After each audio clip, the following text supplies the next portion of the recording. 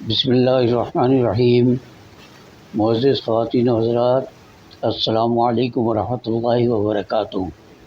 آج گوشہ کمال کی نشست نمبر 408 میں یہ گوشہ نشین معین کمالی اس بار کچھ دیر کے بعد آپ کی خدمت میں حاضر ہو رہا ہے۔ ہمارا آج کا موضوع ہے جمعہ کا خطبہ۔ جمعہ میں امام صاحب قرآن و حدیث کے حوالوں سے لوگوں کو نصیحت کر رہے تھے۔ اسی دوران انہوں نے سورہ توبہ کی چند آیات پڑھی جن کا مفہوم یہ ہے، تمہارا کیا خیال ہے کہ وہ انسان بہتر ہے جس نے اپنی عمارت کی بنیاد خوف خدا اور رضا الہی کی طلب پر رکھی، یا وہ جس نے اپنی عمارت ایک وادی کی کھوکھلی اور بے ثبات کگر پر اٹھائی جو اسے لے کر جہنم کی آگ میں جا گری۔ ایسے ظالم لوگوں کو اللہ سیدھی راہ نہیں دکھاتا۔ یہ عمارت جو انہوں نے بنائی ہے ہمیشہ ان کے دل میں بے یقینی کی جڑ بنی رہے گی۔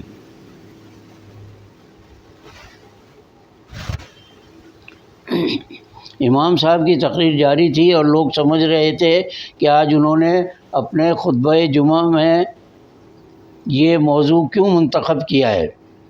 یہ 4 صدی ہجری کا زمانہ ہے اور اندلس کی عظیم الشان سلطنت میں سلطان عبد الرحمن الناصر کی حکمرانی ہے۔ اس کا دارالسلطنت ارطبہ ہے اور قاضی منظر بن سعید شہر کے قاضی ہیں، ایک عالم و فاضل، متقی، پرہیزگار اور اچھے خطیب و مقرر۔ انہیں معلوم ہے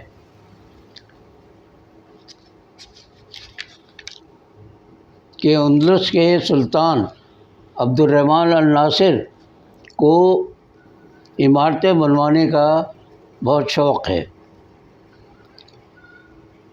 اور گزشتہ کئی دنوں سے سلطان شاہی بستی الزہرا میں شاندار عمارت تعمیر کرانے میں اس قدر مصروف رہا کہ جامع مسجد میں 3 جمعہ تک نماز کے لیے نہ آ سکا، اور آج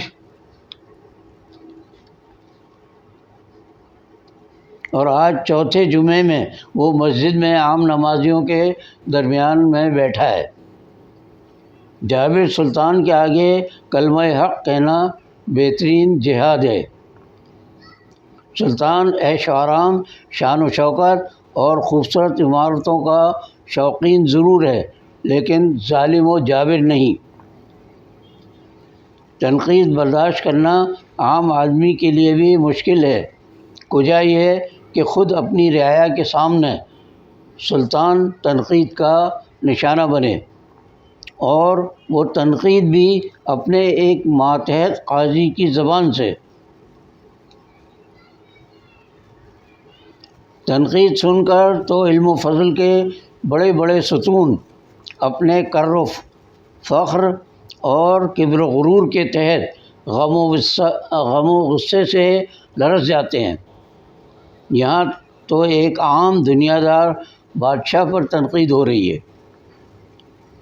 یہ موجودہ دور کا جمہوری حاکم نہیں، اس کے باوجود اس کا ضبط و تحمل مثالی ہے۔ غم و غصے سے اس کا بھی برا حال ہے، لیکن سلطان عبد الرحمن الناصر نے خاموشی سے نماز جمعہ ادا کی اور محل میں واپس آ کر اپنے بیٹے الحکم کو بتایا کہ آج قاضی منظر نے خطبہ جمعہ میں مجھے بڑی تکلیف پہنچائی۔ بیٹے نے جواب دیا، بڑا آسان علاج ہے۔ سلطان نے پوچھا، وہ کیا؟ بیٹے نے کہا، آپ قاضی کو ہٹا دیجئے۔ تو سلطان نے کہا، پھر؟ الحکم، کوئی ایسا قاضی مقرر کر دیجئے جو ایسی گستاخی نہ کر سکے۔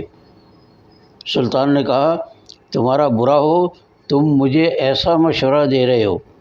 الحکم کیوں، کیا ہوا جہاں پناہ؟ سلطان نے کہا غلطی میری ہے، میں راہ ہدایت سے بھٹکا ہوں، کیا اپنی خوشی کی خاطر ایسی اعلیٰ صفات کے حامل قاضی کو برطرف کر دوں؟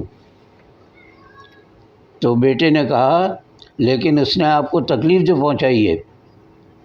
سلطان نے جواب دیا تکلیف میری ذات کو پہنچی ہے جو اسی لائق ہے، میں نے ان کے پیچھے نماز جمعہ ادا نہ کرنے کی قسم کھائی ہے، جو میری ایک اور غلطی ہے، کوشش کروں گا کہ اس قسم کا کفارہ ادا کر دوں۔ تو الحکم یعنی بیٹے نے کہا تو کیا ابا جان قاضی منظر اسی طرح نماز جمعہ پڑھاتے رہیں گے؟ سلطان نے کہا ہاں ایسا ہی ہوگا، اور میں بھی ان کے پیچھے اسی طرح نماز پڑھتا رہوں گا۔ منظر بن سعید نماز جمعہ بھی پڑھاتے رہے اور قاضی کے منصب پر بھی بدستور فائز رہے۔ سلطان عبد الرحمن الناصر کے انتقال کے بعد اس کے بیٹے الحکم نے بھی انہیں نہ معزول کیا نہ برطرف، ان کے منصب و مقام کو قائم و دائم رکھا۔ ذرا آپ آج کے اس دور سے اس دور کا موازنہ کر کے دیکھ لیجئے کہ اس دور کے حاکم کس قدر ظالم، عیاش، لٹیرے، جو کچھ ان کے لیے نہ کہا جائے وہ کم ہے۔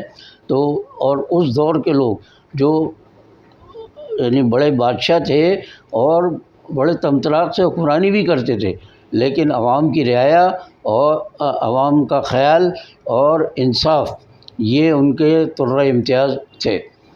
اللہ ہمیں توفیق دے کہ ہم بھی ایسے حکمرانوں کو منتخب کرنے کی سعادت حاصل کر سکیں۔ آج کی نشست میں اتنا ہی، باقی بشرط زندگی باقی۔